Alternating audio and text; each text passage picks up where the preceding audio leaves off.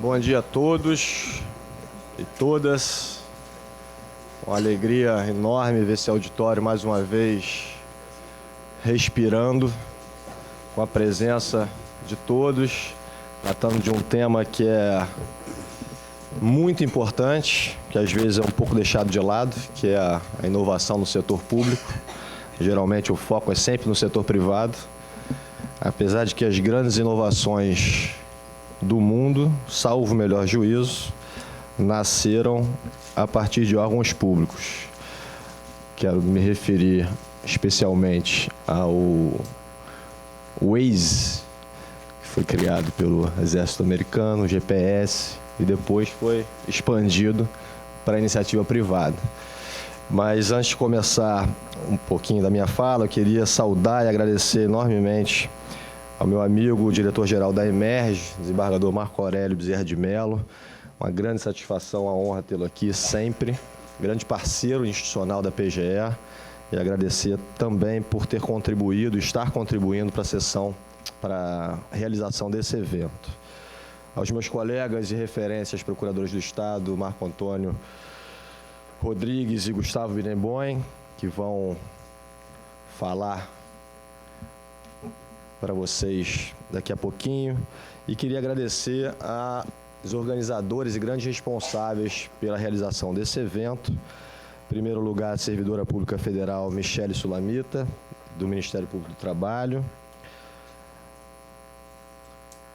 a Gabriela Brauni, membro da Rede Conexão, mestre em Saúde Pública, a Márcia Ditzel, gestora do LINC, Laboratório de Inovação e Criatividade da Justiça Federal do Paraná, e a nossa servidora da casa, gerente de inovação e gestão da PG Inova, que é a nossa Procuradoria de Inovação, nosso Departamento de Inovação, Suzana Campos. Parabéns a todos vocês pela grande organização desse evento, que é um evento grande e que, com certeza, não contou só com a participação e com o esforço de vocês que eu nomeei. O som tá bom? Eu tenho certeza que a realização de um evento como esse envolve o esforço e a colaboração de muitos colegas, servidores da casa e de fora da casa. Então, eu queria cumprimentar a todos e parabenizar, porque só pela leitura do conteúdo e da programação, a gente verifica que é um evento amplo, consistente e que aborda diversos ramos da inovação. E eu queria saudar também, porque eu acredito que as coisas só funcionam quando a gente trabalha em grupo, em conexão com as outras pessoas e outras instituições.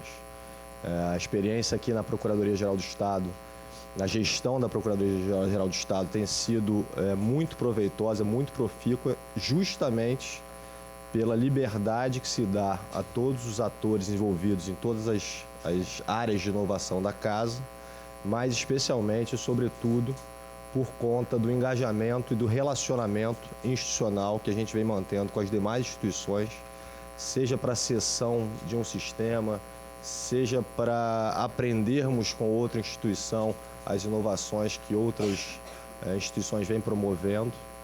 E na sociedade do conhecimento, que é a sociedade que a gente vive hoje, a divulgação do conhecimento e o aprendizado com outros atores e outros parceiros é por demais enriquecedora e é o que eu acredito que vai nos levar um passo adiante. Então, queria parabenizar a todos vocês pelo empenho e dedicação a esse evento, esperando que ele seja um primeiro de muitos e que a gente venha construindo uma administração pública mais eficiente, mais inovadora, que possa, no final do dia, entregar um serviço público de maior qualidade para todos, para toda a população de cada um dos estados aqui presentes. Muito obrigado.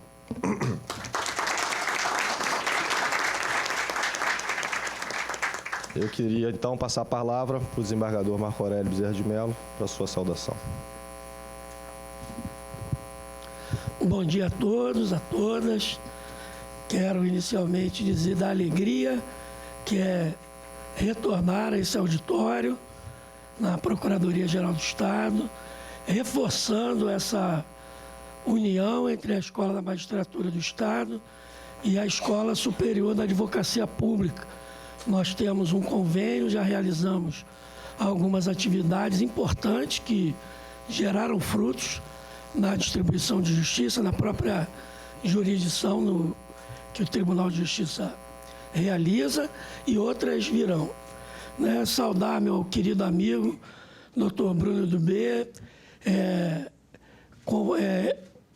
reconfortante saber que a Procuradoria do Estado é dirigida por cabeças tão ilustres e tão comprometidas, como a dele, do Flávio, do Gustavo Benemboim, do Marco Antônio, porque, como cidadão agora falando e não como julgador, o que a gente nota é que realmente a advocacia pública do Estado do Rio de Janeiro, ela mantém a sua excelência, a sua relevância no cenário jurídico nacional. Isso é, como cidadão, muito importante.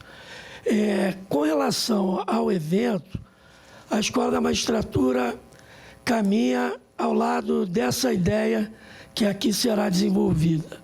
Nós criamos um fórum permanente, recentemente, de inovações tecnológicas no direito, que será presidido por um juiz, Anderson Paiva, que é o juiz no CNJ, que nos representa exatamente com as inovações tecnológicas e com a ligação das inovações com a agenda da ONU de 2030, com os Objetivos de Desenvolvimento Sustentável.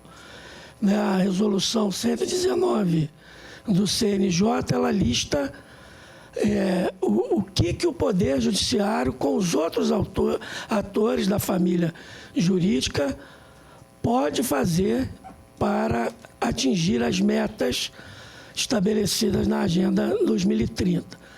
E também no ano de 2019, o CNJ editou a meta número 9. Hoje, nós ainda estamos, pelo tempo que é muito curto, ainda trabalhando com pesquisa de dados. Por exemplo, medicamentos. Vou tocar aqui na ferida da Procuradoria. O quanto de medicamentos que são buscados judicialmente? Como é que nós podemos evitar essa excessiva judicialização? A pesquisa tem sido tão específica que até a substância que é utilizada, quer dizer, o princípio ativo do medicamento para aquisição, se for o caso do medicamento genérico mais barato, está sendo pesquisado. Exatamente para diminuir a excessiva judicialização que nós temos no Brasil. Execução fiscal dos municípios, que também é um problema grave que nós temos, também está sendo objeto de pesquisa e de busca de solução para o enfrentamento.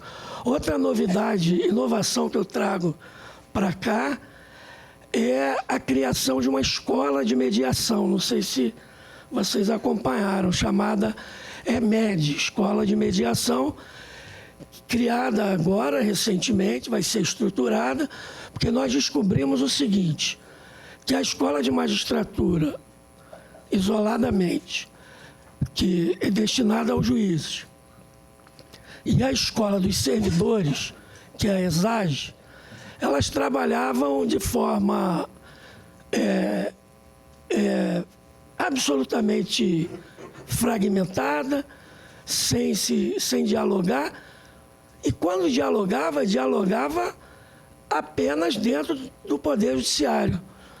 E isso não é bom, porque nós temos que trazer os advogados, os promotores, os advogados privados, públicos, todos nós temos que nos qualificar para essa mediação, para buscar solução dos conflitos de forma a atender efetivamente o que a sociedade espera. O que é para judicializar, que se judicialize, mas aquilo que não é necessário, é importante que seja resolvido. O Tribunal de Justiça tem também o NUPEMEC, que é um núcleo de prevenção e mediação dos conflitos, com algumas ações efetivas no evitamento dos conflitos e também da busca com maior paz da solução desses conflitos, que é uma das metas aí dessa Agenda 2030 da ONU, que nós todos temos o interesse de ver efetivar. Também uma notícia: o CNJ determinou que nos concursos para a magistratura tivesse uma matéria chamada Direito Digital, e que é algo que está na programação aqui de forma muito presente, né? A questão do direito digital. E vejam como nós temos que nos qualificar, porque é tudo muito assustador. A inteligência artificial, os algoritmos, é tudo muito... Eu vou confidenciar, vou dividir com vocês uma confidência. Um ex-aluno meu fez uma pesquisa de doutorado, que virou um livro, e pediu que eu fizesse o prefácio. Eu peguei os capítulos e eu tive a alegria de não entender absolutamente nada do que ali estava escrito. E fiquei enrolando 2 semanas, porque eu não queria que ele pensasse que a pessoa pede para você fazer um prefácio. Não, eu sou Gustavo que faz. Eu falei, poxa, o menino me honra com essa distinção, eu vou declinar. Mas ontem eu não aguentei. Teve uma reunião na EMERG, ele estava no canto, eu fui direto. Aí eu falei, olha, meu querido, eu vou te falar uma coisa. Faz o seguinte, eu não estou entendendo nada. Como é que eu vou falar? O capítulo 1 diz isso, é importante. O capítulo 2... Faz você e deixa os elogios comigo. Aí ele queria ouvir isso, ele falou assim, perfeitamente, desembargador. Eu entendi exatamente. Rapaz, mas aquilo tirou um peso das minhas costas. Eu estava 2 semanas sofrendo à toa, né? Quando a gente é sincero, sobretudo da nossa ignorância, a gente fica aliviado. Então, não vou me alongar, mas, lamentavelmente, os amigos da mesa sabem, hoje é dia de sessão. Terça-feira eu tenho sessão 13h, eu não vou poder participar. E aí eu finalizo saudando a todos e todas da mesa, a todos vocês, e desejando o que será. Basta ver que nós temos aqui um grande evento. E a EMERG e o Tribunal de Justiça estará sempre de portas abertas à advocacia pública. Muito obrigado.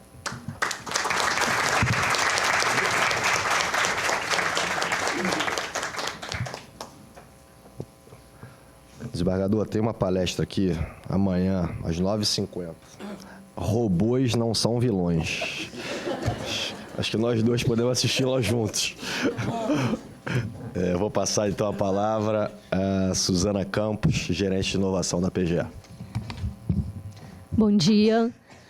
Primeiramente, eu gostaria de agradecer a todos que estão aqui na mesa, principalmente ao doutor Dubê e ao doutor Marco Aurélio pela cessão dos espaços, porque sem essa parceria das 2 instituições, esse evento não seria possível.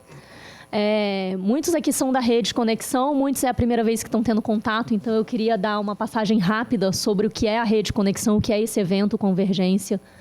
A Rede Conexão é uma rede de inovação que ela não é institucionalizada, nós não temos CNPJ, nós não temos conta bancária, nós somos uma rede formada por servidores públicos, inicialmente do Rio de Janeiro, sejam federais, municipais ou estaduais, mas que residiam no Rio de Janeiro.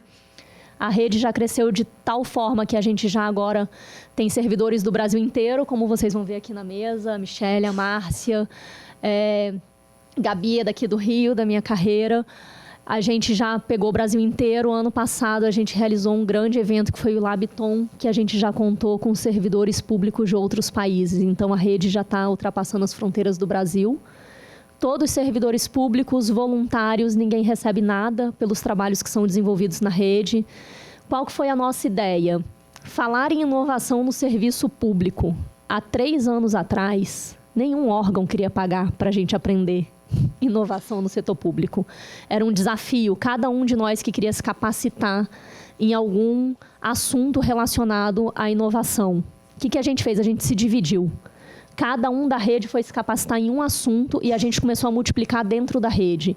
Então, eu, Ju Capella, que foi também uma das primeiras membros aqui da Procuradoria na Rede Conexão, a gente se capacitou em Design Thinking, a gente começou a dar curso de Design Thinking dentro da rede. Então, a gente tem vários servidores, Márcia, nossa facilitadora visual da rede, então ela ensina a gente a fazer isso, como que a gente faz facilitação gráfica das oficinas, das palestras, das reuniões.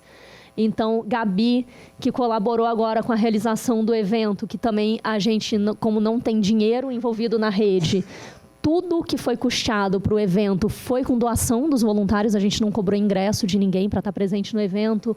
Gabriela, que é uma pessoa super expert em organização pessoal, deu curso na rede para arrecadar os valores que foram usados para custear aqui o evento. Então, a gente trabalha dessa forma, recebendo cada vez mais pessoas na rede. Somos mais ou menos 2.000 pessoas que trabalham na rede, num grupinho menor de 180 que são atuantes mesmo, que pensam nos eventos, organizam os eventos, trabalham, são voluntários.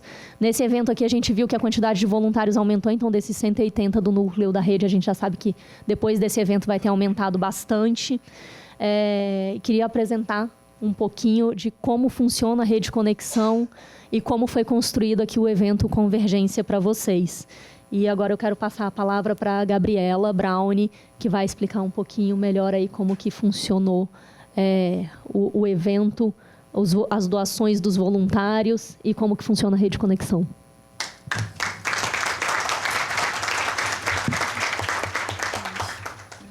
Bom dia. Bom dia.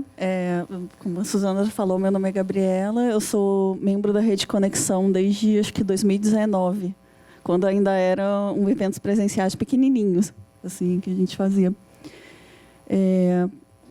Esse evento, assim, só agradecer demais à Procuradoria do Estado, à EMERGE, porque senão não seria possível, assim. A gente pode ter todas as ideias do mundo, mas se não tiver um lugar, não tem. E cederam lugar, cederam servidores e todo o cuidado que tiveram com o evento. Esse evento, realmente, ele foi feito com doações. Assim, foram cursos dados pedindo doação, foram materiais da rede também com doação. E foram muitas pessoas que se envolveram nisso. Então, assim, queria agradecer também aos voluntários, às pessoas que fizeram os eventos para a gente conseguir financiar o Convergência. E agradecer também a vocês que vieram, né? Assim, a gente ficou espantado com a quantidade de pessoas de fora do Rio, assim. E a gente poder ter um evento desse no Rio, assim, eu como servidora do Estado também acho gratificante você poder falar para os seus colegas de trabalho, tá? Que tem gente da secretaria que eu trabalho em vários cursos agora, em vários eventos. E, assim, está sendo muito importante ter esse evento no Rio. Muito obrigada a todo mundo que compareceu e vem hoje, vem amanhã. Esperamos ter sempre muito mais eventos para frente. Obrigada.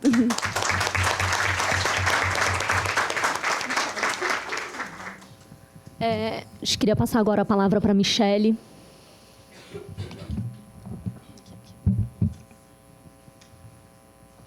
Oi, pessoal. Eu sou a Michele Sulamita, sou servidora do Ministério Público do Trabalho, do Rio Grande do Norte, Natal.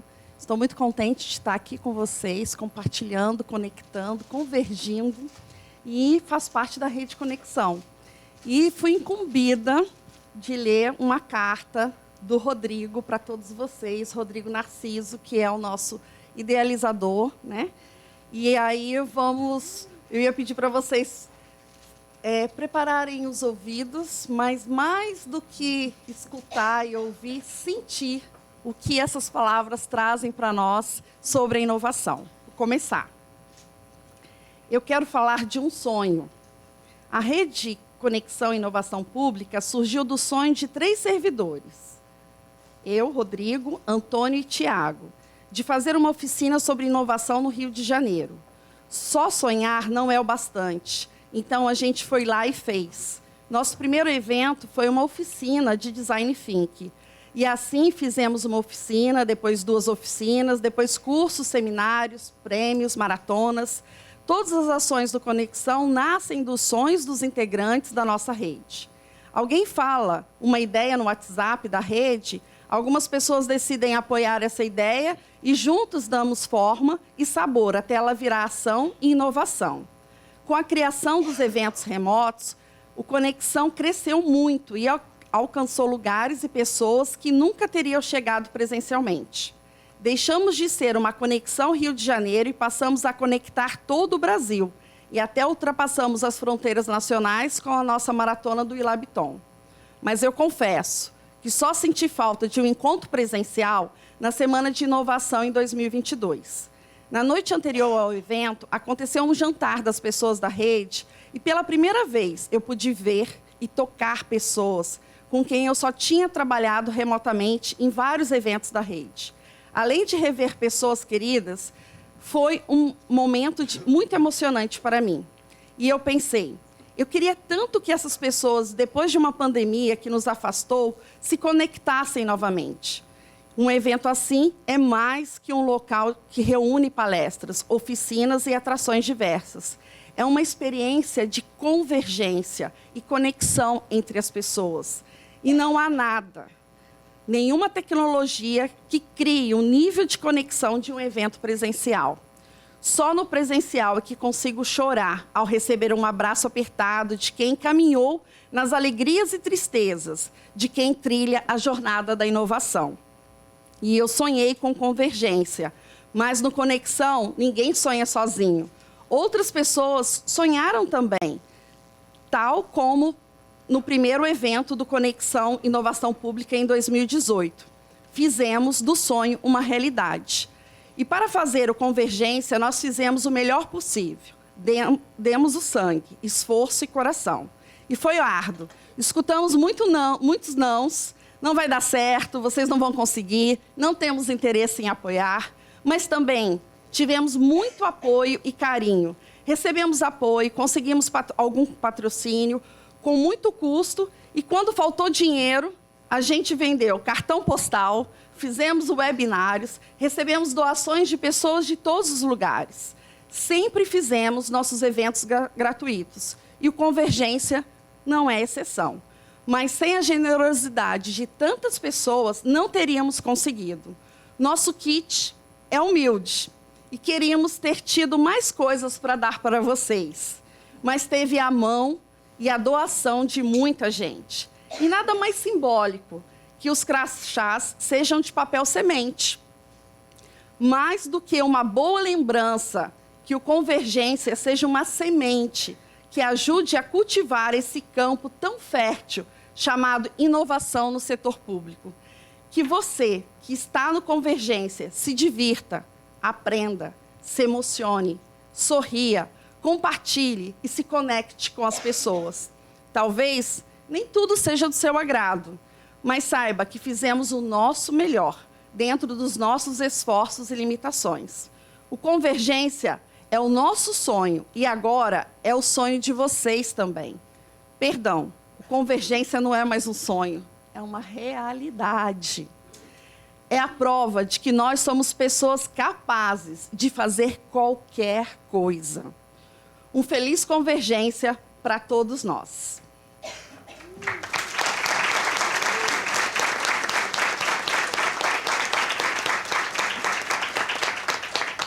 Bom, essas são as palavras do Rodrigo Narciso. Quando eu li a primeira vez, veio na minha mente esperança.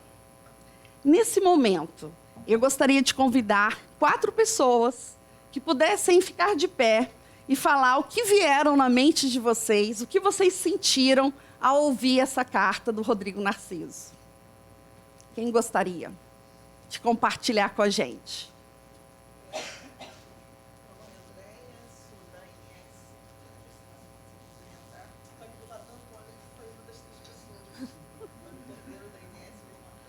Levanta, Antônio.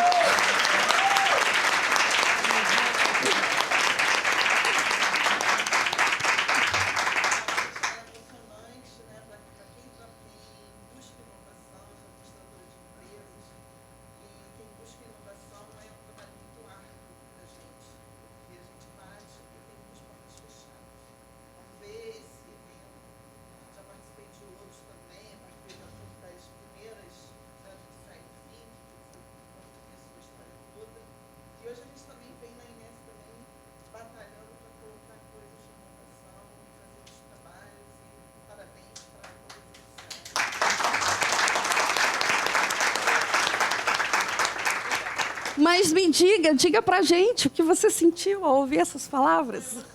É emoção. Quem mais? Quem mais quer compartilhar? Por favor. Pode ficar em pé.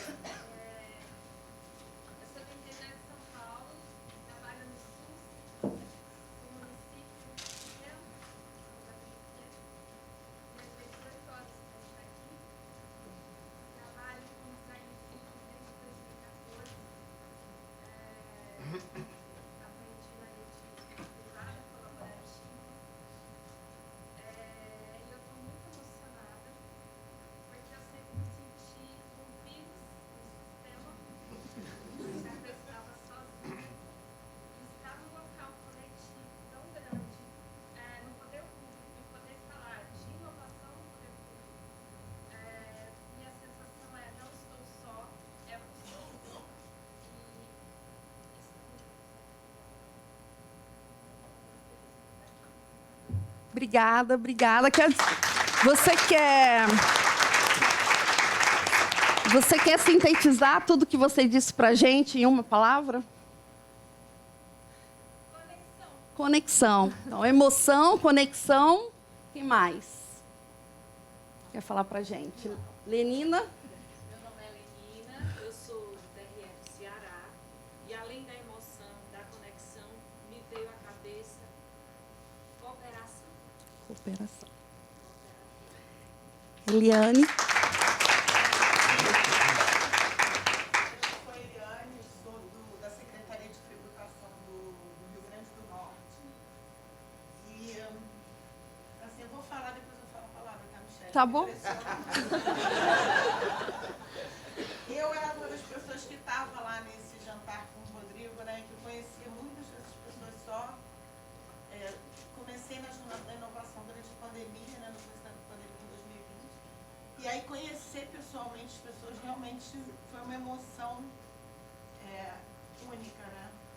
E eu sinto, assim, que convergir aqui, muitas pessoas, às vezes a gente não tem um gestor, assim, que tem uma visão, né? E aí, parabéns, Suzana, né? Parabéns à Procuradoria e a EMERGE também. Porque essa visão de abraçar e entender a importância da inovação. Porque muitas vezes também a inovação é entendida também só no campo tecnológico, né? E a gente sabe que inovação não envolve só isso, né? Você pode inovar em processos, em gestão, né, de pessoas.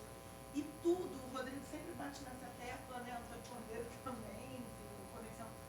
Inovação sempre é de pessoas para pessoas, mesmo que seja tecnológica, sempre parte das pessoas. E o Conexão é uma rede feita de pessoas que têm esse espírito e essa missão de inovar, mesmo a despeito da falta de compreensão, às vezes, das suas chefias, do seu ambiente de trabalho. A gente sabe que o serviço público é um ambiente conservador, muitas vezes que repele inovação. A gente tem uma cultura muito do acerto e a inovação envolve cultura ao erro. Enfim, para não falar demais, não falei demais. Eu espero realmente que quem está entrando na rede agora se sinta abraçado. É uma rede que tem o amor do DNA, né? Então, eu acho que eu senti amor, né? Estou plena de amor e espero que vocês sintam esse amor aí. Legal. Muito bom, gente. Então, ouvir, né, sobre emoção, colaboração, amor, né? Ouvir essas conexão, ouvir essas palavras de vocês me faz sentir, eu, Michele Sulamita, servidora pública, que eu não estou sozinha nessa jornada, que é uma jornada de transformação, né? E para quem está começando, é interessante que no grupo dos participantes, né, tem um pessoal que fala assim, gente, estou aqui, eu nem sei direito o que escolher, para onde ir e tal. Para quem está começando, eu quero compartilhar a minha experiência, né? De que há uns 2 anos atrás, quando eu comecei a aprender também sobre inovação, que eu entrei na rede, também eu ficava assim meio perdida, né? Mas aí eu quero dizer para você que está começando, né? Que depois que você começa a voar rumo ao futuro, né? Buscando o que é melhor para você servir, porque nós somos servidores públicos, servir a nossa sociedade, né? Quando a gente começa a perceber que a gente pode, com o nosso trabalho, transformar a vida das pessoas que prestam serviço público, mas também para quem está recebendo esse serviço, vocês não estão sozinhos e que depois que a gente começa a voar, que vira borboleta, não dá mais para voltar a ser lagarta. Então, estamos juntos nessa jornada, nos acolhendo, apoiando, né? A convergência é uma forma de buscar a uma direção e um ponto comum, então nós temos esse ponto comum. E aí eu queria convidar vocês agora, juntos, que vocês pudessem respirar profundamente e trazer do fundo de vocês toda a positividade, tá? Porque estamos todos buscando aqui um ponto em comum. Então, respirem. E depois que eu disser 3, todos juntos vamos dizer, somos conexão. Então, vamos lá, gente? 1, 2, 3. Somos conexão. Isso aí, pessoal.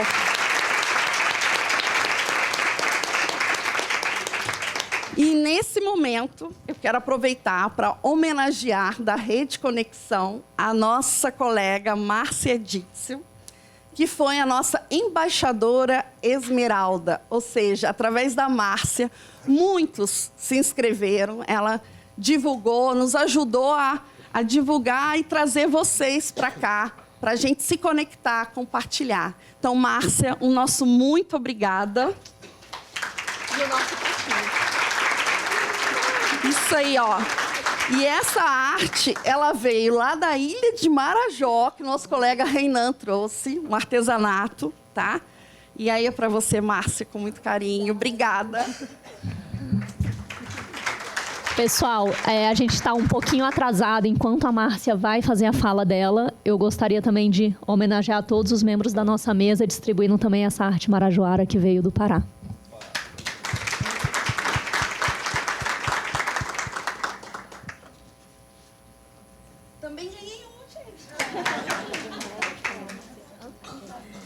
Então, bom dia, convergentes. Que evento lindo. Eu lembro quando eu vim em dezembro aqui no evento fazer uma facilitação para uma palestra relâmpago da Josiane, nossa amiga. Aí Rodrigo Narciso para ali no convento. E se a gente fizesse um evento aqui e usasse o convento? E está saindo, né? Então, agradecendo a mesa e a Procuradoria e a Emerge pela oportunidade, pelo apoio, né, para a Rede Conexão. Esse é o primeiro ponto. E, para mim, estar aqui num evento no Rio de Janeiro, né, no berço da Rede Conexão, é a realização de um sonho profissional meu. Sou um pouco caçula da rede, assim, e fui muito bem acolhida. E participar estar aqui como na mesa, como embaixadora Esmeralda, só me enche de alegria também, né? E me prova que eu tenho bons amigos, né, que confiam em mim, especialmente do Judiciário, que eu consegui conectar com a Rede Conexão. Tem aqui, estou vendo aqui juízes, amigos, inspiradores aqui também, que estão junto comigo, junto com a gente, fazendo crescer essa rede e levando. Porque desde 2020 eu falava, olha, pessoal, tem alguma coisa acontecendo lá no Rio de Janeiro, está expandindo, é um pessoal muito bacana que está acontecendo. Então, só me prova que eu estou no caminho certo e na companhia de pessoas certas. Um ótimo evento a todos.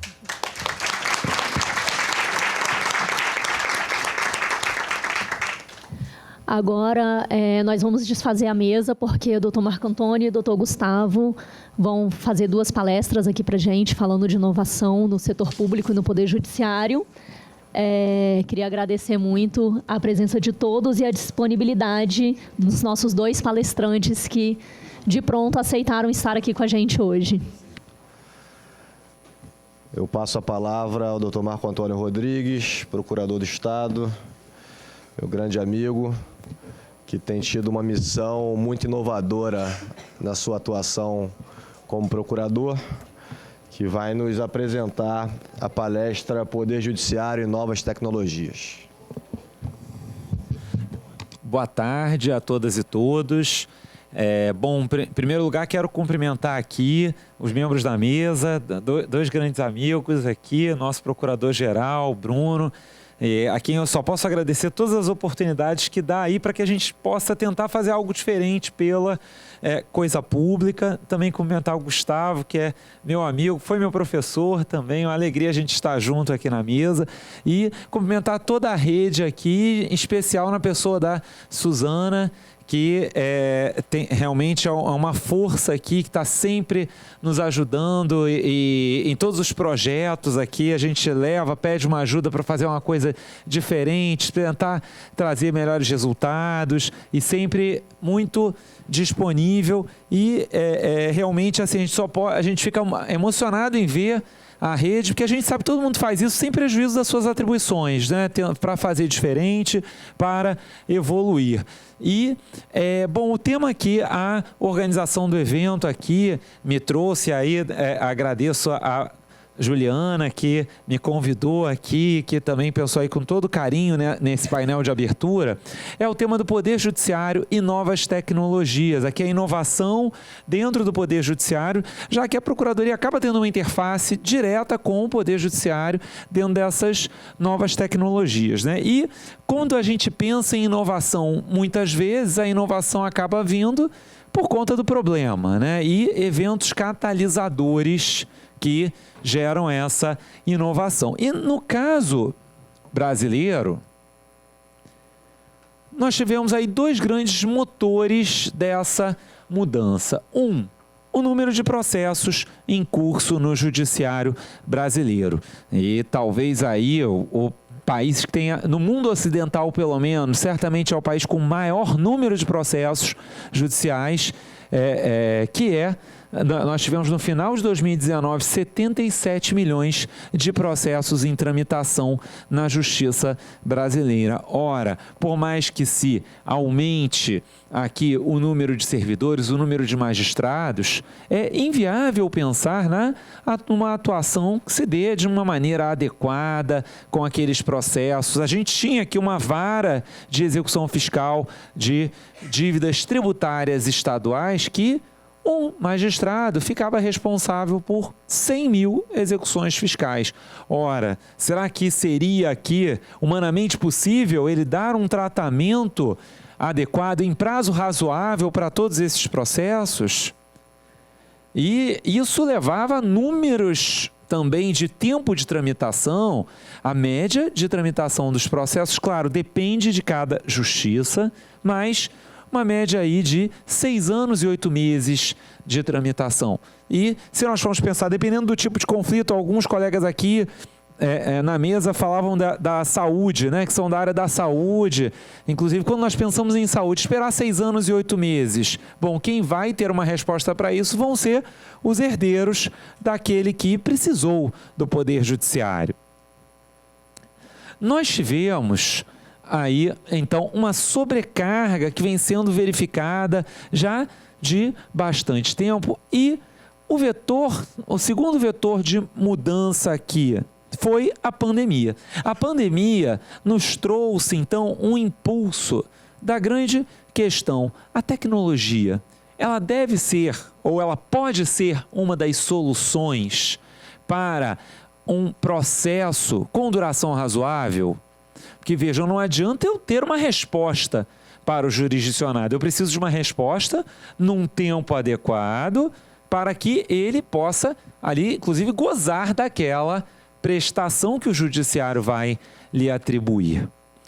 E vejam que essa pergunta da tecnologia como solução, ou criarmos uma justiça digital, ela, com a pandemia da Covid de 2019, ela então gerou aí uma aceleração. A pandemia foi catalisadora de um movimento de inovação dentro do Poder Judiciário. Nós já tínhamos aqui, mecanismos que procuravam inovar no sistema de justiça. Eu vou, inclusive, mencionar alguns em seguida para vocês, e vejam que nós já tínhamos alguns instrumentos, como, por exemplo, a virtualização dos processos. Nós tínhamos, desde 2006, uma lei do processo eletrônico. Mas o que a lei do processo eletrônico fazia era simplesmente transformar, rebater o processo físico como um processo eletrônico. Isso não era verdadeiramente pensarmos num processo digital ou numa justiça digital. E nos anos de pandemia que nós tivemos aí, especialmente desde março de 2020, as mudanças foram muito grandes. E temos aqui 3 grandes elementos. Claro, houve muitas mudanças dentro do Poder Judiciário, sim, mas acho que nós podemos sintetizar aqui 3 grandes mudanças, talvez aqui dentro desse processo de criação de uma justiça digital no Brasil, de uma verdadeira justiça digital e não só de rebater processo físico como processo eletrônico. Primeiro, aqui foi o aumento dos processos digitais. Quando veio a pandemia, o quadro de digitalização de processos pelo Brasil era extremamente variado. O Rio de Janeiro tinha cerca de 90% dos processos já tramitando na via eletrônica, mas havia estados que não tinham nem 5% de processos eletrônicos. E hoje, os números que o CNJ apresenta são de todos os estados, tendo ultrapassado 80% aí de processo já digitalizado. Um segundo mecanismo aí que não era uma verdadeira inovação, mas que a pandemia permitiu que fosse uma inovação, os julgamentos por videoconferência. Embora algumas leis já permitissem o julgamento por videoconferência, ele não era uma verdadeira realidade, inclusive porque os tribunais, e aqui temos colegas do direito que estão aqui, os tribunais não estavam preparados para isso. Se fosse necessário fazer uma sustentação oral por videoconferência, aquela sustentação oral iria se dar numa pequena televisão, talvez na tela ali do desembargador, mas sem que fosse um instrumento que buscasse trazer a atenção, manter a atenção como um julgamento integralmente por videoconferência, vai impor que os envolvidos fiquem ali olhando para a televisão ou para o monitor que estejam utilizando. Pois bem, e a pandemia viabilizou isso com impactos para a eficiência. Vejam, por exemplo, às vezes é necessário esperar uma tarde inteira um julgamento ou uma audiência, e agora, quando se dá por videoconferência, espera-se sentado na sua mesa, trabalhando e mantendo aqui, então, uma eficiência. E também um outro mecanismo que é muito importante aqui é a inteligência artificial para os atos processuais, sejam as decisões judiciais, sejam aí atos típicos de cartório. Então, nós tivemos aqui uma ampliação das ferramentas de inteligência artificial. Nesse ponto, inclusive, foi criada a plataforma digital do Poder Judiciário, procurando exatamente haver um intercâmbio aqui das boas práticas e das boas ferramentas. Mas, então, e aqui em matéria de inteligência artificial, claro, a gente passaria uma tarde falando disso, porque existem as mais variadas ferramentas de inteligência artificial que o Judiciário usa. Por exemplo, pessoal, usa ferramenta de robô classificador. Como assim? O robô procura separar os processos por temas para facilitar aqui os julgamentos. Tem robôs que fazem projeto de decisão. Tem robôs que fazem atos executivos, a famosa penhora online. Há um projeto piloto aqui no Tribunal de Justiça do Rio de um robô que fez, claro, tentativas, porque não podemos dizer que houve ali em todas êxito, mas ele tentou fazer 7.000 penhoras online em um dia. Seria trabalho de cerca de 3 meses daquele gabinete em que o projeto piloto se deu. Então, nós vemos que há benefícios para a justiça digital, sim, e, no fundo, isso passa por uma evolução aqui, né? Como eu mencionava, a gente teve a lei do processo eletrônico, isso foi caminhando para a inteligência artificial, tecnologia na coleta de provas. Hoje, nós vamos ter aí também uma série de mecanismos tecnológicos para a coleta de provas. Há ferramentas, por exemplo, que procuram trazer uma análise probabilística nos Estados Unidos sobre a possibilidade de que a testemunha ou ali o acusado estejam falando a verdade, probabilidade de reincidência. Isso vai ter desafios, como eu vou mencionar para vocês, mas nós temos essas ferramentas e, especialmente, a última das ferramentas que eu quero mencionar aqui para vocês, porque a Procuradoria do Estado do Rio tem tido um papel importante nesse campo aqui e graças aí ao Bruno, que é o grande garoto propaganda do mecanismo, né? É aqui o chamado ODR, Online Dispute Resolution, que foi uma evolução da sigla ADR, Alternative Dispute Resolution. Vejam, já há algumas décadas que, na verdade, especialmente desde os anos 70 nos Estados Unidos, nós tínhamos a ideia de justiça multiportas. Buscarmos uma solução justa não necessariamente se dá por meio do Poder Judiciário. Há outros meios que podem ser tão ou mais adequados, podem ser mais rápidos, mais econômicos e com a pandemia em especial, nós tivemos um processo de virtualização desses mecanismos de solução consensual dos conflitos. E isso, lá nos Estados Unidos, isso já tinha um bom tempo, isso foi criado para o comércio eletrônico, especialmente a plataforma eBay, né, que hoje tem cerca de 60 milhões de soluções de conflitos que eles já têm cadastradas pela Via Online. Lá são os números que eles apresentam, né, gente? Aí também não posso me responsabilizar pelo dado que eles estão colocando lá. Aqui no Brasil, plataforma consumidor.gov.br também, que é uma plataforma de negociação direta entre consumidores e fornecedores, com média de resolutividade de prazo de 10 dias. E quando que, às vezes, num processo do juizado especial, em matéria de consumo, vão ser, às vezes, meses e meses para uma primeira audiência. E outros mecanismos de mediação online ou até de arbitragem online. A Procuradoria do Estado do Rio, na pandemia, vejam que atualmente eu atuo aí como procurador-chefe da área de métodos adequados e quando a gente assumiu aí a convite do Bruno, o desafio era, gente, né, aqui, né, como a gente está falando de inovação, acho que a gente também tem que falar do case, né? O desafio era como nós, né, que no dia 16 de março de 2020 éramos predominantemente uma instituição física, né? Inclusive, lembro que naquele dia eu saí daqui naquela segunda-feira carregando os processos físicos que eu aguentasse carregar na mão até o carro para não deixar parados aqui, achando que em 2 semanas, né, tudo já ia estar normal, né?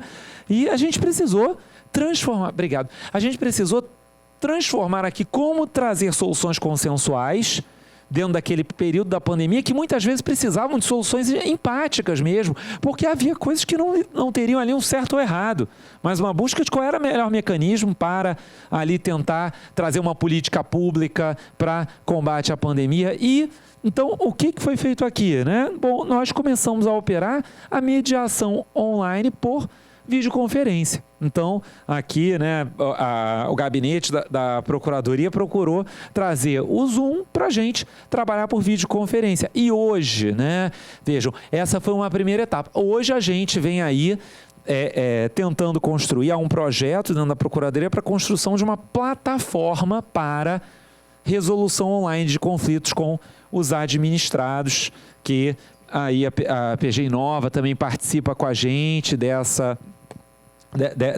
busca aí da plataforma, um aplicativo para que o cidadão possa pedir e ter ali um acompanhamento, uma resposta. Então, porque aqui a ideia de inovação dentro da Procuradoria, da administração pública, qual é? É empoderamento, gente, é empoderar aqui seja o Estado, seja a Procuradoria, seja o cidadão.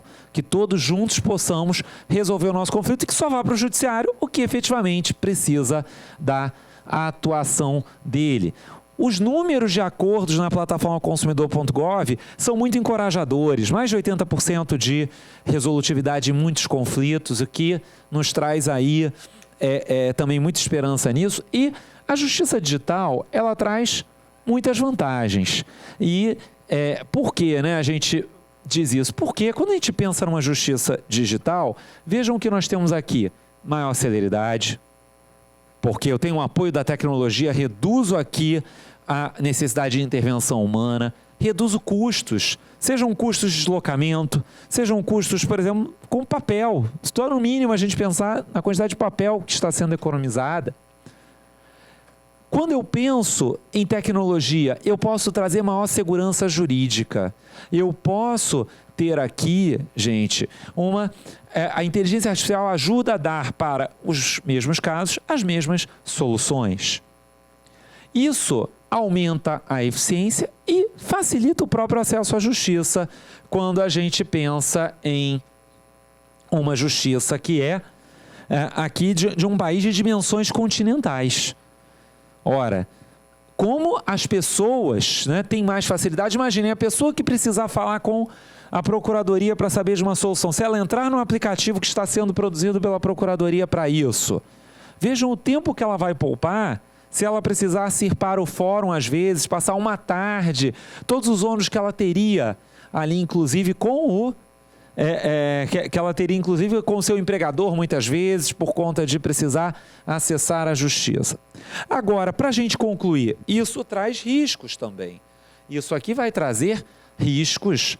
Por quê, né? Bom, a gente tem que tomar muito cuidado, gente, porque quando nós pensamos na inovação e, sobretudo, na esfera jurisdicional, mas também na esfera administrativa, com o nosso modelo constitucional de processo, que é isso, a Constituição traz uma série de garantias que tradicionalmente se aplicam para o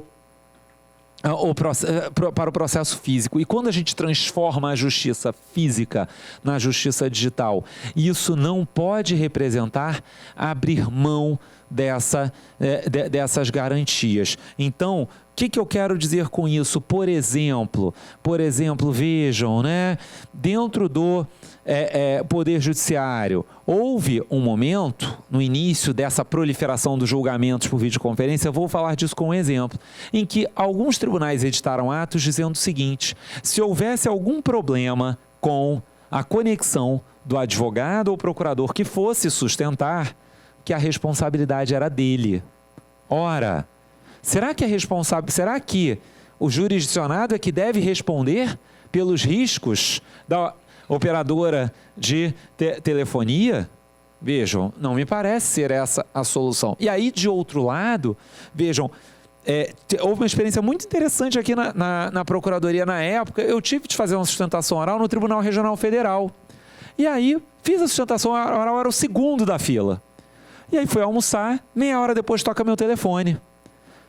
Era o chefe de secretaria: doutor, cadê o senhor? Está na sua vez. Aí, na hora, né, me deu aquele pânico, né?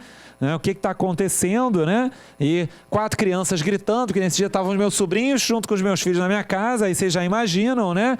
E aí, por sorte, que ele viu que era um processo do Estado, e aí achou que era meu processo, e no final nem era caso de sustentação oral. Mas assim, vejam, a empatia, né, de se pensar, vejam, nas garantias do processo. Há um direito aqui ao contraditório, que também tem que estar presente na esfera digital.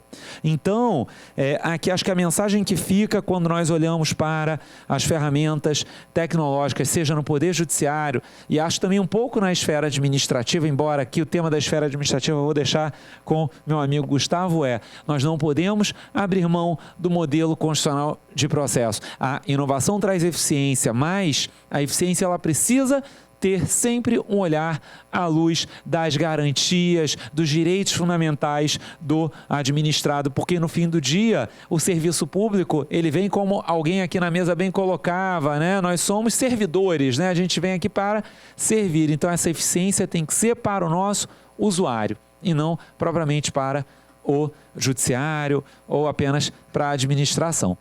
Muito obrigado pela atenção e fico à disposição para quaisquer questões.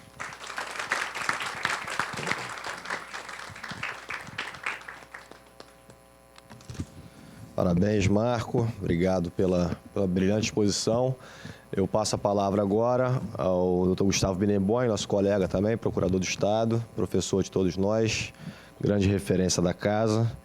Eu costumo dizer que ele não gosta, mas é o nosso galinho de Quintino, o Zico, do direito administrativo. Eu sei que ele tem outras referências, outras preferências, mas depois da derrota de domingo é o que me resta. Você tem a palavra. Boa tarde a todas e todos. É um prazer participar de um evento com essa iniciativa. É até uma emoção, depois de tantos anos, perceber a pegada de todos aqui interessados em discutir inovação. Somente uma pessoa com a cabeça do nosso procurador-geral, Bruno Dubé, poderia ter essa abertura e essa generosidade, e acho que a Procuradoria-Geral do Estado tem dado provas ao longo da sua história que é a casa adequada para conduzir esse tipo de discussão, se abrir a esse tipo de discussão sobre o futuro.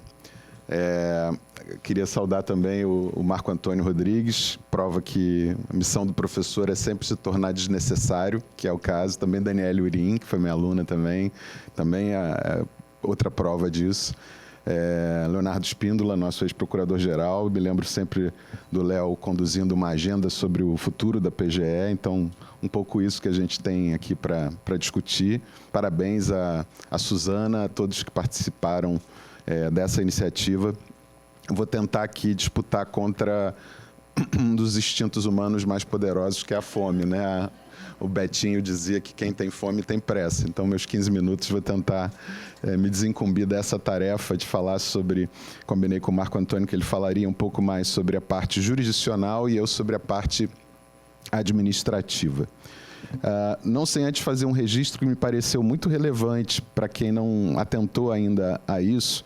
Ontem tivemos fomos brindados mesmo com uma palestra aos procuradores aqui no 13º andar de um ex-assessor do Supremo Tribunal Federal, doutor Alexandre Freire, uma grande experiência no Supremo, foi assessor de vários ministros, hoje é conselheiro da Anatel, e chamou a atenção para o fato de que hoje em dia, ano de 2022, 98,3%, guardei o número, dos processos julgados no Supremo Tribunal Federal são julgados de forma virtual. Apenas 1,7% são julgados no plenário físico ou por videoconferência. Nem tudo, nem desses 1,7% são no plenário físico. Alguns ministros estão por videoconferência. O que demonstra não apenas a imprescindibilidade do uso da tecnologia, como bem disse o Marco Antônio, a necessidade de se refletir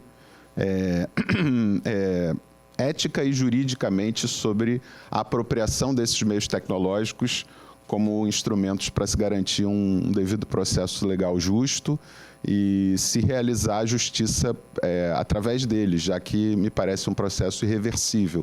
Por um lado, garantiram o funcionamento do Supremo durante a pandemia. Assim, o recorde de produtividade no Supremo histórico foi no ano de 2020, vejam só, no auge da pandemia. Isso impulsionou no Supremo, na justiça brasileira, o uso desses meios tecnológicos, por um lado, e, por outro lado, cria um desafio muito grande de garantir o acesso à justiça diante da grande desigualdade de meios no país, entre os próprios profissionais do direito, a questão das dificuldades tecnológicas que às vezes acontecem e também a arquitetura de julgamentos mudou radicalmente, né? O problema da publicidade, no caso do Supremo, que era uma corte muito publicizada por causa da TV Justiça, isso tudo está sendo repensado, as implicações, inclusive políticas disso, com grandes ganhos de celeridade, de entrega da jurisdição e, por outro lado, um repensamento sobre como o Supremo está escolhendo os casos que vão para o plenário virtual e outros que vão, a gente não pode também ser ingênuo, o Supremo passa a ter uma visão estratégica sobre como julgar os seus próprios casos, definir a sua própria agenda. Tudo isso é muito interessante para quem estuda a prestação da jurisdição. Eu vou tratar nesses minutos que me foram dados do uso de novas tecnologias no plano administrativo, quer dizer, não quando já há conflitos instaurados e levados à barra dos tribunais ou potencialmente solucionáveis por meios mais adequados de controvérsias, como a gente tem procurado incentivar aqui na PGE, nessa iniciativa brilhante, que é a criação da CASC, conduzida pelo Marco Antônio, na gestão aqui do nosso Bruno do B, que é uma nova era de condução de litígios envolvendo o Estado do Rio de Janeiro, que per se já é uma grande inovação. Quer dizer, uma coisa é falar isso na academia, que é pregar que a consensualidade, o uso da redução de custos de transação é algo bom para a sociedade. Outra coisa muito diferente é implementar isso na prática. Mas a PGE está enfrentando esse desafio com todas as dificuldades perante os órgãos de controle, a dificuldade de implantar critérios isonômicos, republicanos, e tem avançado, né, acho que com grande sucesso. Meu ponto é um pouco diferente. Eu tive a honra, ao lado de 2 outros colegas, de participar de uma comissão de juristas que elaborou um anteprojeto de lei, que já se tornou um projeto de lei. Foi nomeada uma comissão pelo então presidente do Supremo, ministro Luiz Fux, e pelo o atual ainda presidente do Senado, o senador Rodrigo Pacheco. 3 colegas aqui da casa fizeram parte. Os outros com muito mérito, professora e procuradora Patrícia Batista e o professor e procurador Flávio Amaral Garcia. Eu fui o terceiro, fui um pouco na carona dos outros 2. Fizemos parte dessa comissão que apresentou uma revisão, uma atualização da Lei do Processo Administrativo Federal, que, pela nossa sugestão, se tornará uma lei do processo administrativo nacional, uma lei de normas gerais.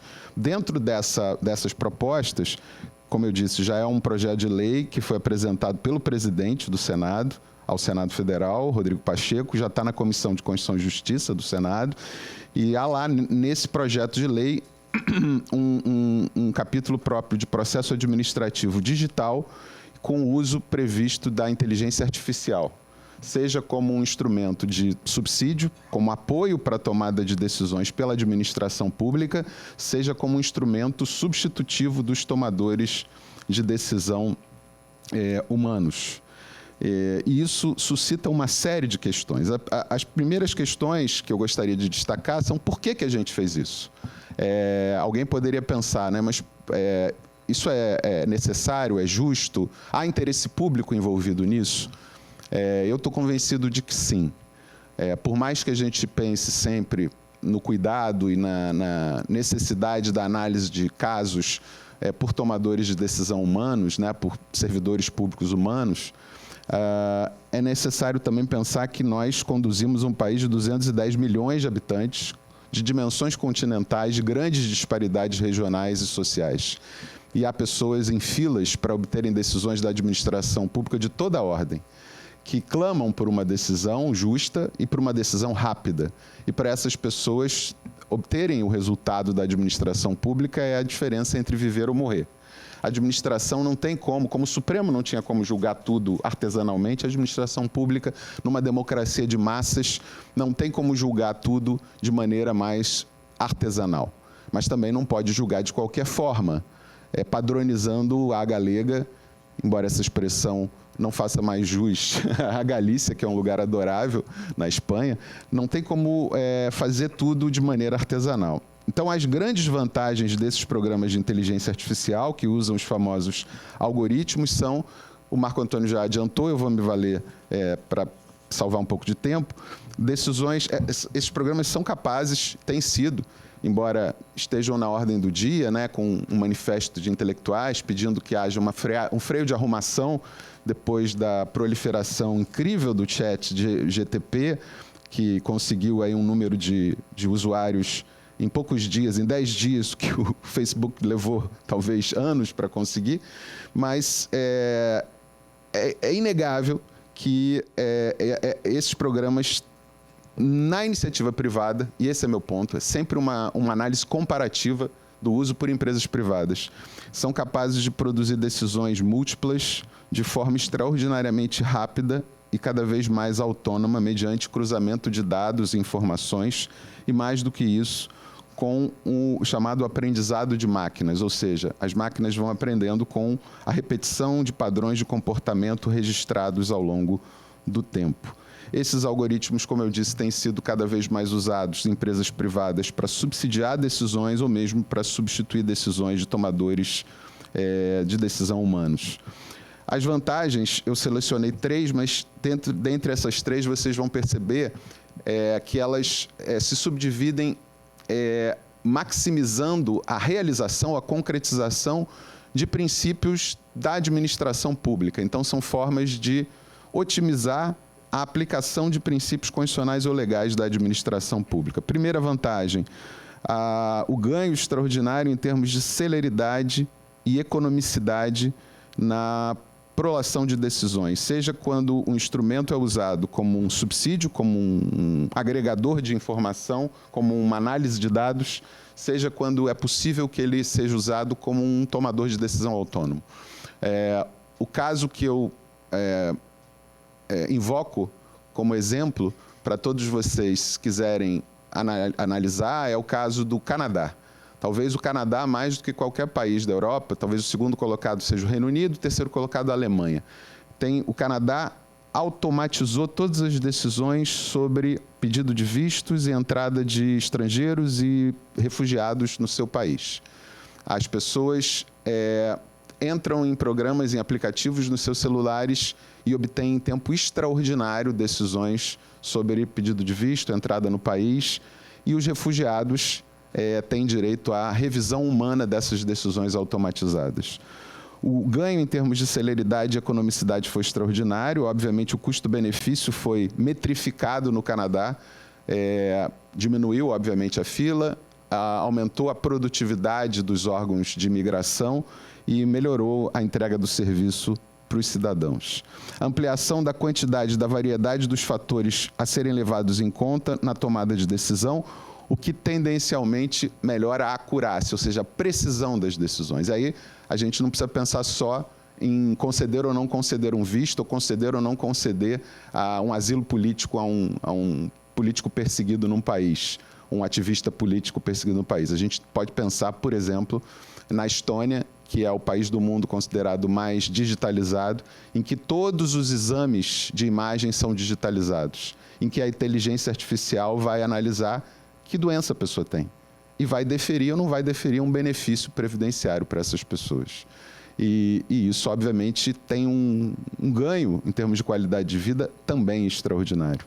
Claro que esses programas têm que ser submetidos a uma supervisão médica, né? Cada um deles dentro das suas especialidades, mas os resultados têm sido extraordinários em termos de precisão, em termos de acurácia.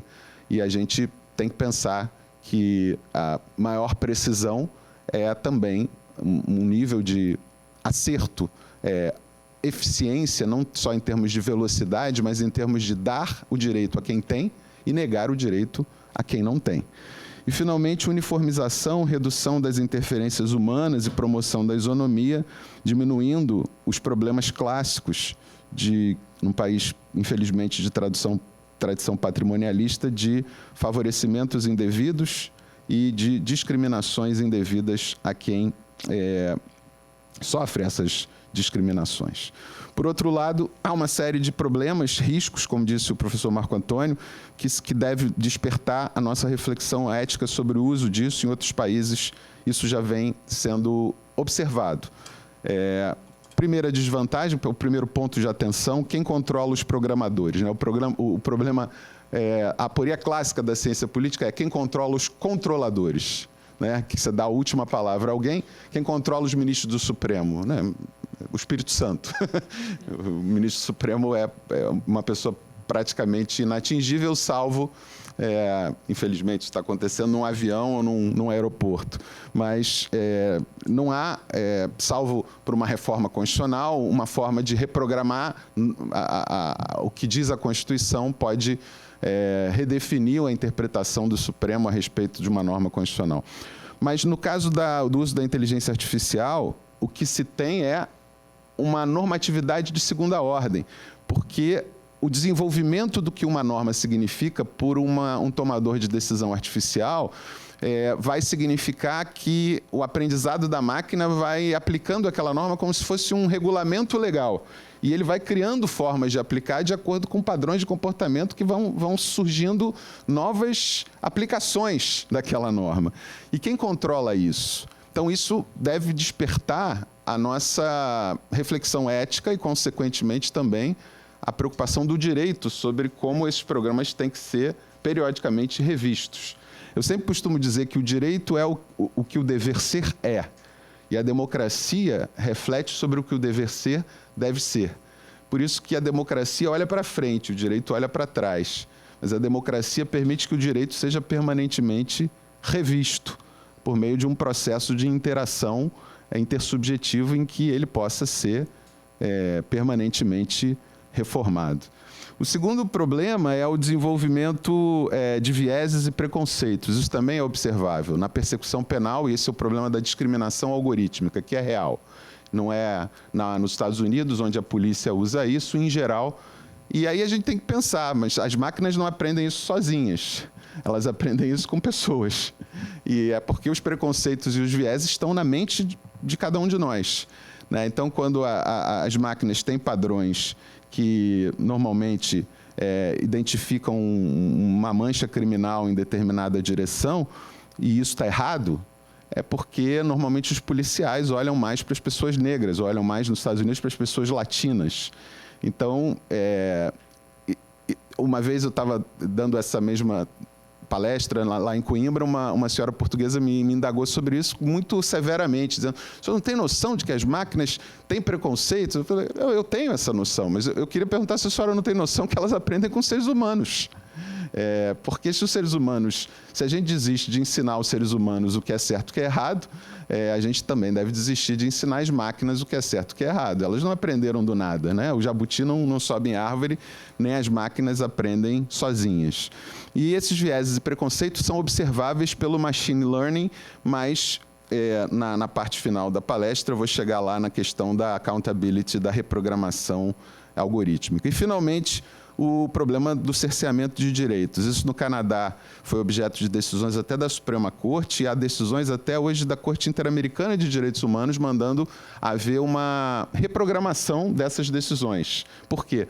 Porque vistos eram negados, às vezes, a pesquisadores de altíssimo nível de origem muçulmana.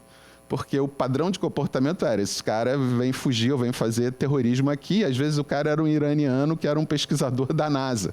E o padrão de comportamento registrado era: olha, tendencialmente, se esse cara tem esses 17 características, deve ser alguém que não merece o visto. E aí eles mandaram criar, né? Nesses casos tem que ter revisão humana do erro cometido pela máquina. E houve uma espécie de correção do que foi feito pela máquina. Né? No Código de Procedimento Administrativo Português, que já avançou por uma reforma de 2017, o artigo 14, número 3, criou o princípio, acho que o Marco Antônio mencionou isso, da paridade garantística entre a administração humana e a administração algorítmica. E no Regulamento Geral de Proteção de Dados da União Europeia, o artigo 22, número 1, criou a seguinte regra, que é uma regra de prudência. Ninguém está submetido na União Europeia a uma decisão puramente automatizada, salvo se submeter voluntariamente a isso. Quem é que vai se submeter voluntariamente a isso? Quem fizer uma análise de custo-benefício e achar que o tempo que vai ganhar vale a pena pela irrelevância da matéria, ou pela pouca relevância do direito que estiver em jogo ali para isso. Mas se o direito nacional já permitir a automatização plena, isso é possível. E o que a União Europeia exige é que, para matérias sensíveis de direitos humanos, haja uma revisibilidade humana da decisão puramente tomada por máquinas. No projeto de lei, o que a gente colocou foi foram 5 regras de ouro, e com isso eu vou encerrar a minha exposição. Primeiro, a transparência, que significa a abertura dos códigos. É difícil falar em abertura de códigos quando eles são de difícil compreensão. Cognoscibilidade é uma coisa muito difícil para os cidadãos em geral, até para nós juristas é muito difícil. Mas significa para a tomada de decisão da administração pública que a administração tem um ônus argumentativo de demonstrar não qual é o algoritmo matematicamente, mas o que aquele algoritmo significa em termos de tomada de decisão. Ou seja, tem que haver uma demonstração pública de qual é a fundamentação para o funcionamento daquela máquina em relação àquela matéria submetida a uma automatização decisória. Segundo, accountability, ou seja, controlabilidade e prestação de contas. Periodicamente, a administração tem que publicar os resultados e demonstrar quais são os resultados comparativamente em relação aos resultados anteriores que eram tidos de deferimento ou indeferimento de pedidos administrativos, licenças ambientais, licenças, pedidos de servidores públicos, pedidos de benefícios previdenciários e assim por diante, para que haja uma controlabilidade sobre o desempenho das máquinas quando se chegar a esse ambiente altamente automatizado. Terceiro, a revisibilidade das decisões por decisores humanos em matérias sensíveis de direitos humanos, que obviamente vai ser uma escolha submetida à livre conformação do legislador. Quarto, a paridade garantística em termos processuais. E quinto, a necessidade de uma reprogramação algorítmica periódica para revisão de vieses e preconceitos. Eu vou concluir, eu sei que está todo mundo com muita fome. Eu ouvi a palavra cooperação e eu gostei muito de ouvir essa palavra cooperação, porque essa é a conclusão que eu normalmente faço dessa palestra quando tenho um pouquinho mais de tempo. Eu gosto muito de um livro do historiador, escritor Yuval Noah Harari, chamado Sapiens, em que ele fala sobre as razões que considera determinantes para a prevalência do ser humano como a espécie reinante no planeta Terra. E a tese do Harari é de que não foi a razão individual que fez o ser humano se tornar a espécie dominante, né, sobre depois os dinossauros e tudo isso. A tese dele é de que os seres humanos tiveram uma capacidade de cooperação social e política superior a qualquer outra espécie, no sentido de que a linguagem permitiu a criação de conexões, tem tudo a ver com o movimento de vocês, que atribuem um sentido à realidade e que permite que as pessoas possam compartilhar de valores comuns. E se a gente pensar bem, a ideia de democracia ela é exatamente uma ideia de valores compartilhados que permite a cooperação social, né? Quando você imagina que o ser humano é a única espécie que seria capaz de se colocar dentro de um avião e ficar quietinho ali e se transpor do Rio de Janeiro para Dubai sem que ninguém se matasse, né? Ou pelo menos se espera que seja assim, ou entrar dentro de se deixar apagar por uma anestesia, se submeter a um centro cirúrgico, entregue completamente à equipe médica e sair de lá de dentro curado, ou trocar um pedaço de papel pintado com uma tinta verde de $100 por um carrinho de supermercado e coisas assim. Nenhuma outra espécie cria essas relações de confiança que decorrem da cooperação social. A forma como eu vejo o surgimento dos instrumentos de inteligência artificial não é a substituição da capacidade do gênio humano de ter soluções para os grandes problemas, os problemas mais complexos que o ser humano enfrenta. Existe uma decisão de segunda ordem, que é a decisão por utilizá-los. Da mesma forma que a gente ao usar lentes, a gente não deixa de ver com os nossos olhos. As mentes permitem que a gente volte a enxergar quando a gente tem problemas sérios de visão ou quando faz uma cirurgia. Da mesma forma que a gente usa os nossos olhos para observar objetos muito pequenos com um microscópio eletrônico ou objetos infinitamente grandes, corpos celestes gigantes, com telescópios eletrônicos. Eu acho que a inteligência artificial vai se tornar, e espero que seja assim, um instrumento para a tomada de decisões em democracias de massa, em que as questões se tornaram muito complexas para que o ser humano pense sozinho sobre dados que a gente não consegue, não tem, a incomensurabilidade desses dados se tornou um grande desafio. Mas sempre a capacidade do ser humano de trazer o uso da máquina para uma reflexão ética e, através da reflexão ética, domesticar os resultados pelo filtro do direito é condição sine qua non para que a máquina se torne algo útil para a vida do ser humano na face da Terra. Muito obrigado, gente.